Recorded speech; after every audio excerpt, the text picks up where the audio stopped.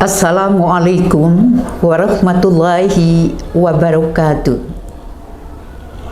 Bismillah, alhamdulillah, wassalatu wassalamu ala rasulillah Muhammad ibn Abdillah wa ala alihi wa sahbihi wa mawala wa man tabi'ahu ila yaumil qiyamah, amma ba'd. Ramadan sudah sampai di pertengahan. Sebentar lagi, setengah bulan lagi, kita akan berpisah dengan bulan Ramadan. Semoga tahun depan Allah masih memberikan jatah usia untuk kita semuanya bisa berada pada bulan Ramadan yang penuh barokah, yang penuh dengan curahan dan limpahan rahmat Allah Subhanahu wa Ta'ala.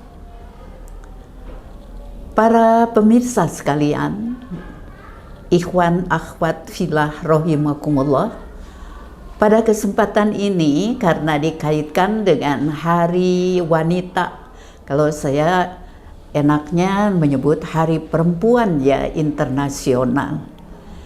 Kalau ada yang bertanya, ngapain sih? Kalau wanita itu berasal dari kata betina, banita ya, banita, betina. Tapi kalau perempuan itu kata dasarnya empu. Jadi empu itu yang dihormati. Jadi perempuan, tokoh yang dihormati. Karena perempuanlah yang melahirkan kita semuanya. Hanya Nabi Adam alaihissalam yang tidak punya ibu. Di bulan Ramadan, sebagian besar wanita double ya aktivitasnya. Bersyukurlah para bapak, para suami, para AA ya, karena dengan jerih payah para perempuan yang berpikir, yang merancang, menyediakan untuk berbuka dan juga untuk sahur ya. Sehingga saum kita lancar-lancar aja gitu ya. Anda tetap sehat dalam melaksanakan ibadah saum. Pemirsa sekalian dan juga ikhwan akhwat rahimakumullah, para generasi muda, para Gen Z ya, yang ingin saya sampaikan itu adalah bahwa para perempuan ini merasa rendah diri tatkala mereka tidak ikut bergelut di ruang publik ya. Dan menurut seorang pakar, berebut ya di pasar kerja menjadi perempuan pekerja. Mengapa demikian? Alasannya yang pertama ya, kalau perempuan kerja walaupun punya suami, punya duit sendiri ya, jadi tidak usah diatur-atur suami ya. Yang kedua juga rasanya mereka meningkat gitu posisinya di masyarakat ataupun di keluarga. Menurut Islam bagaimana? Kalau menurut Islam, antara laki-laki dan perempuan ini mempunyai tugas masing-masing. Rujuk kepada surat An-Nisa ayat 34 ya. Allah berfirman, a'udzubillahi minasyaitonirrajim, ar-rijalu qawwamuna 'alan nisa bima faddalallahu ba'dahum 'ala ba'din wa bima anfaqu min amwalihim. Laki-laki itu adalah pemimpin para perempuan karena Allah melebihkan sebagian pada sebagiannya.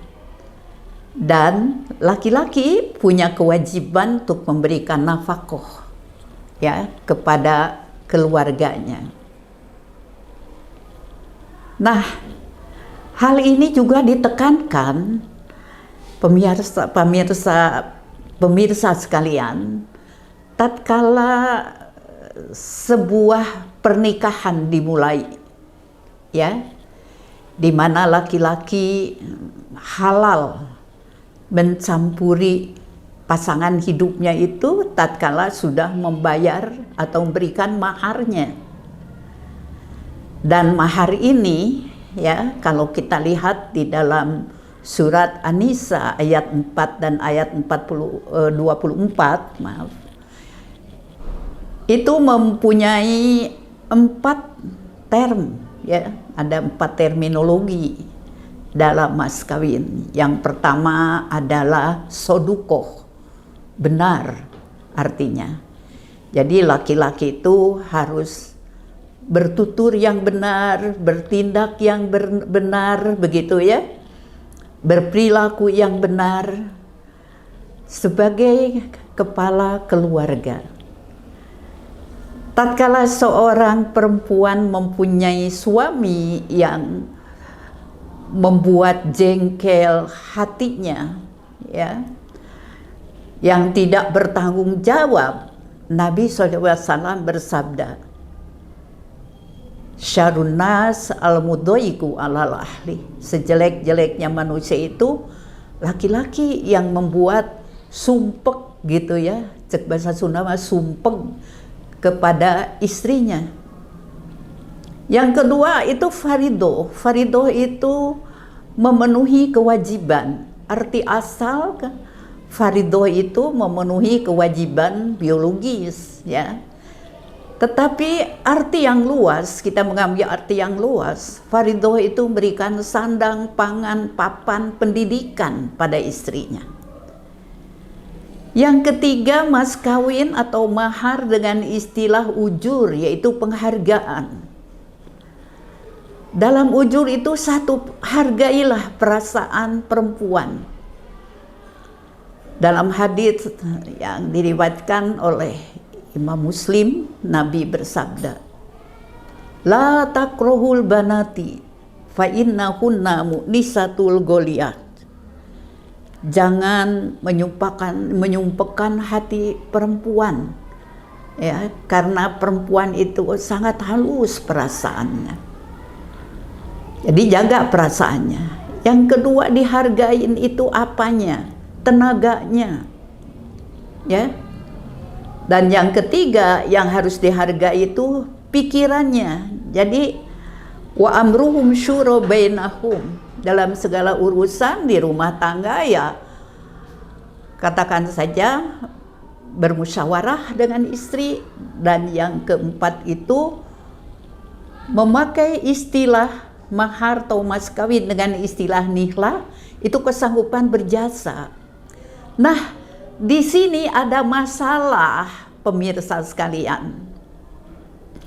Suka ada, ya, mereka yang punya anak laki-laki. Saya bicara perempuan sebagai ibu di sini. Dia menagih kepada putranya, ibu kan yang mengandung kamu, melahirkan kamu, membesarkan kamu, menyekolahkan kamu, sehingga kamu punya pekerjaan, bisa menikah. Jadi gaji kamu itu harus ibu yang memegang. Dengan ancaman kamu tidak bisa masuk surga karena al-jannatu tahta aqdamil ummahat. Nah, saya ingin mengurai bagaimana menurut Islam. Menurut Islam, istri itu robatul bait, pengurus rumah tangga, ya. Jadi bagaimana melahirkan anak, mendidik anak, menyantuni suami. Ini mertua yang tidak tahu aturan agama, kadang-kadang menggugat menantunya. Enak aja kamu ya, anakku yang capek bekerja, kamu cuma tinggal makan aja. Enak ya, suami kerja, uangnya kamu yang nerima. Loh, Kalau demikian kenapa dinikahkan? Jadi kalau tahu agama nggak demikian. Nah, al-jannatu tahta aqdamil ummahat, ya. Saya ingin membahasnya atau katakan saja ada dua pengertian. Ya. Jadi kaki itu, kalau surga di bawah telapak kaki ibu, kaki itu lambang langkah, lambang dinamika. Jadi apakah dinamika kita sebagai perempuan membuat suami dan anak bahagia? Itu al-jannatu tahta aqdamil ummahat. Karena kalau ibu misalnya tidak bertanggung jawab, ibu kerja, ibu jadi sosialita, anak sakit, asisten rumah tangga yang ngurus, ya. Tidak ada di sana transfer keyakinan kepada anak bagaimana mendidik. Karena al-madrasatul ula Islam nih. Ibu itu adalah sekolah pertama bagi anaknya. Nah, sekarang mertua ingin anak menantu perempuannya ini kerja. Anak siapa yang ngurus? Rumah saja ya, kalau udah jadi mertua itu tenaga bukan seperti anak muda lagi. Kadang-kadang juga nggak boleh menggaji asisten rumah tangga. Jadi diberi beban double perempuan itu. Tolong ya, tolong jernihkan pemikiran kita seperti begitu. Suami, biasanya kalau Nabi SAW menyatakan kulil haqqa walau kana murron, melihat istrinya dimarah-marahin, dijadikan pembantu tanpa gaji di rumahnya. Ya bongan siapa nggak mau kerja di kantoran misalnya. Itu sudah menyalahi aturan Allah. Perempuan mesti tough. Karena perempuan itu tiangnya negara, bayangkan. Al-mar'atu imadul bilad, fa in solihat fa solihat, fa in fasadat fa fasadat. Kembalikan kepada aturan syariah yang diatur oleh Allah Subhanahu wa Ta'ala.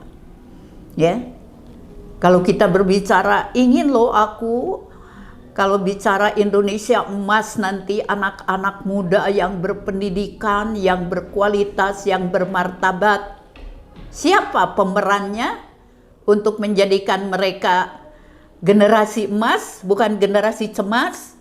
Para ibu, ya. Nah, itulah yang saya sampaikan pada kesempatan ini. Mudah-mudahan mencerahkan hati dan pikiran kita, ya, seperti itu. Please deh para mertua, memang kalau anak laki-laki kita durhaka, nggak akan masuk surga. Jangankan ke ibu, ke siapapun, ya. Kalau ingin masuk surga, bahwa dinyatakan dalam firman Allah Subhanahu wa Ta'ala dalam surat Ali Imran ayat 133, al-jannatu uiddat lil muttaqin, bertakwalah. Seperti itu. Dan jangan sampai seperti membelah bambu, yang satu diinjak, yang satu diangkat.